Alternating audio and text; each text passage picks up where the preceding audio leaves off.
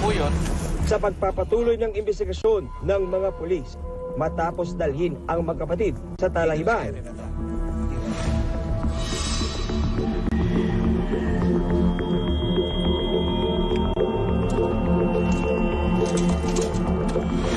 Lumabas ang lalaki sa kalsada, sumakay ng kanyang bisikleta at saka umalis.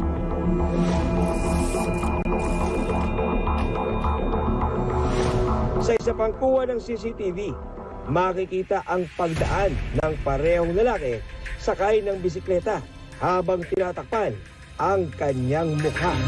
Ayan, ito siya. Ayan. Pa-exit na siya. Galing siya dito sa crime scene. So, yung pa rin yung suot niya. Then, tracking going to Aguinaldo Highway siya. So, sinusundan natin. Napasakamay ng mga pulis ang iba pang mga kuha ng CCTV kung saan dumaan ang lalaki sakay ng bisikleta.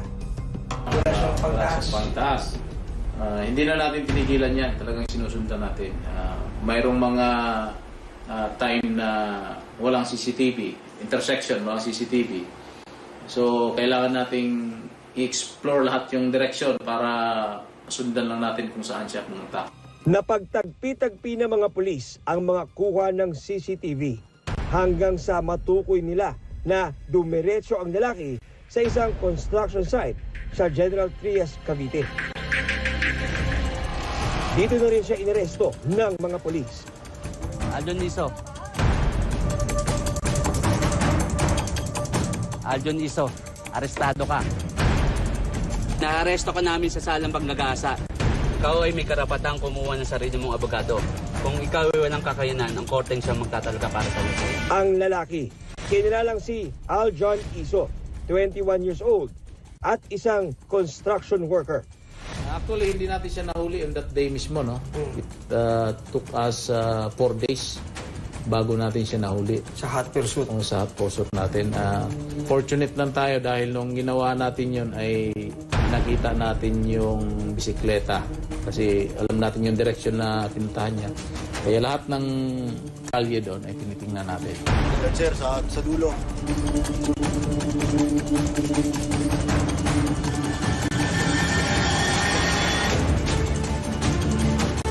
Sa pagkakahuli sa suspect na si Aljon, dinawit ito ang isa pang suspect na kilalang si Mark Lester Gagasin, 21 years old. Sir, maniwala ko kayo sa akin. Hindi ko ginalaw yung mga bata.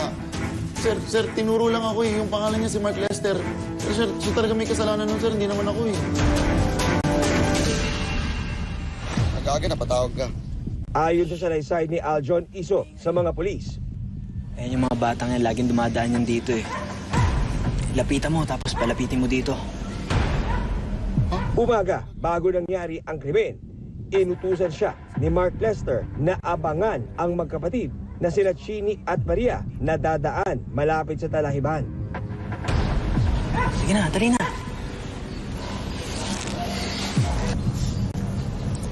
Ilan ba tayo na? Madami naman siya. Very good. Nay, titinda kayo? Opo. Nga. Mais. Wala ito. Kaso wala pa lang pambayad dito eh. Nandun yung pera ko eh. Pwede bang doon ko na kayo bayaran? Doon. Mabayaran ko kayo doon. Sige po. Diyan lang naman po. Dito lang. Tara. Nagpahinga sila. Ayon sa kwento nitong suspect nating nahuli, parang pinagplanuhan na nila na may aabangan silang bata dito. Niyaya nila na pumunta doon dahil bibilhin daw yung paninda nila.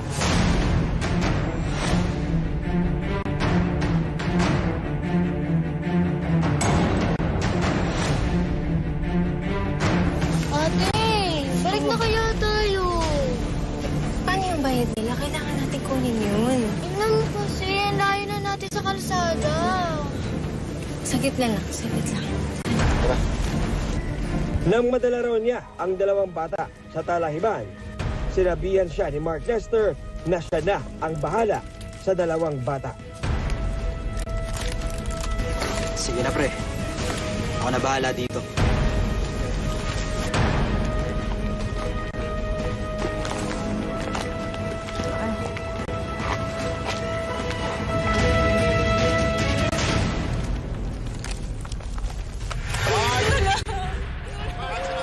Narinig daw ni Aljan ang sigaw ng mga bata, kaya binalikan niya ang dalawa.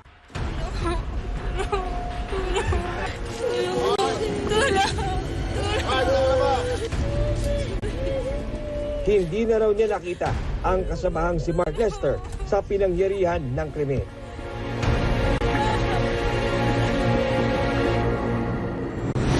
Dahil sa pahayag ni Aljan sa mga pulis, naging suspect na rin sa krimen si Mark Lester. Nung pag-amin niya, mayroon siyang idinawit na isa pa na di umano kasama niya. Kasama niya nung isinagawa ang krimen. Siya daw yung nag-utos sa kanya na kunin yung bata. Nakapanayam ng Pinoy Crime Stories ang dalawang suspect. Kwento ni Aljan, si Mark Lester ang may gawa ng karumal-dumal na krimen. Madalas daw kasing makita ni Mark Lester ang mga bata na dumadaan malapit sa Talahiban papuntang palengke. Kaya kilala na niya ang dalawa.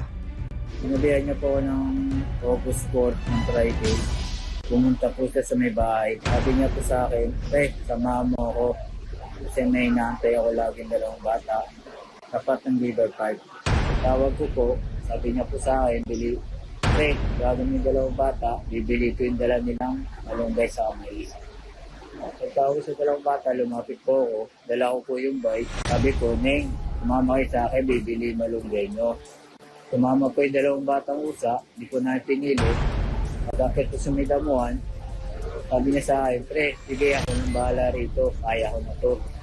Sabi niya, magbukat lang daw sa baba, antayin niya ako sa may kalsada. Doon lang daw niya po, babayaran na lang yung daan. Tapos po ng mga ilang minuto, umakyat po ako, narinig ko yung umiiyak sa bata, hindi po ako umakyat.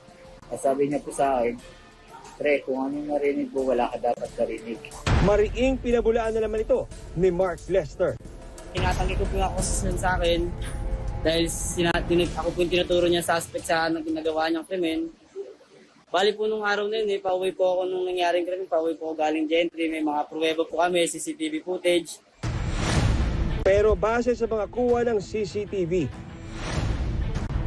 ayon sa mga pulis, si Aljan Iso lang ang posibleng may gawa ng krimen. Sa investigasyon ng Dasmariñas City Police, si Aljan ang nagdala sa dalawang bata sa Talahiban. Posibleng dito na raw niya sinaktan at sinakal ang dalawa.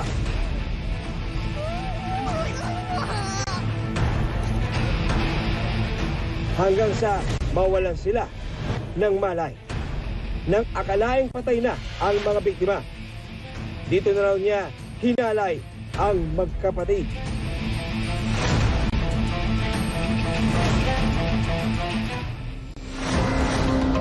Ngunit dahil idinawit ni Aljan ang kasamahang si Mark Lester, isinama na rin siya sa investigasyon. Anong theory niyo po, Hepe? Paano niya po na-immobilize yung dalawang bata po?